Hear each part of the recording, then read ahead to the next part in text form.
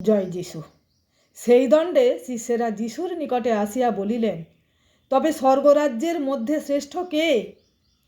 তিনি একটি শিশুকে আপনার নিকটে ডাকিয়া তাহাদের মধ্যে দাঁড় করাইলেন এবং কহিলেন, আমি তোমাদিগকে সত্য কহিতেছি, তোমরা যদি না ফিরো ও শিশুদের ন্যায় না হইয়া উঠো, তবে কোনো মতে স্বর্গরাজ্যে প্রবেশ করিতে পাইবে না।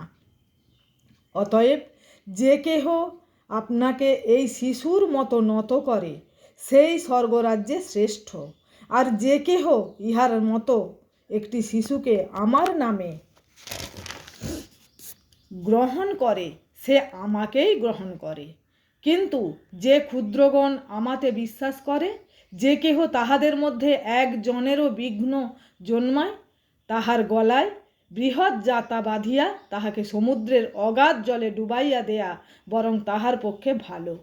বিঘ্ন প্রযুক্ত জগৎকে ধিক, কেননা বিঘ্ন অবশ্যই উপস্থিত হইবে, কিন্তু ধিক সেই ব্যক্তিকে যাহার দ্বারা বিঘ্ন উপস্থিত হইবে। আমেন।